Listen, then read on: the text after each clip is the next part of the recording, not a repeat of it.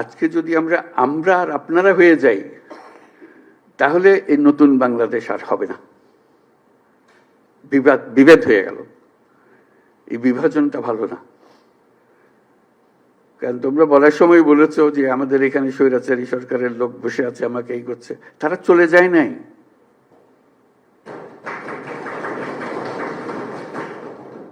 তোমরা বলছো যে তার সরকারে আছে, আমি বলছি তোমার গ্রামেও আছে। শুধু সরকারকে দেখি আমি চলে গেলাম, ওই সরকারে আছে, তারা কিছু করতে পারতেছে না। তোমার গ্রামে আছে, তুমি কিছু করতে পারতেছো? তুমি তো দুঃখ করতে এসছো আজকে।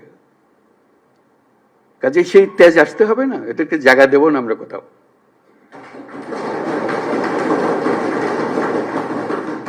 আমাকে তার ভয়ে আমার গ্রামে পথ চলতে হবে, এই বাংলাদেশ করলাম আমরা? এই বাংলাদেশটা আমরা করি নাই।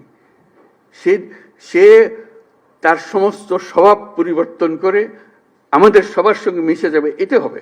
কিন্তু তার স্বভাবে সে চলতে থাকবে আমার সামনে দিয়ে, আর আমি বলবো আমি নতুন বাংলাদেশ করে ফেলেছি। হলো না।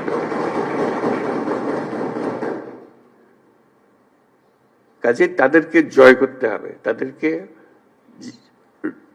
সোজা রাস্তায় আনতে হবে যে এইভাবে চলো, দেশ চলতে হলে এইভাবে করতে হবে।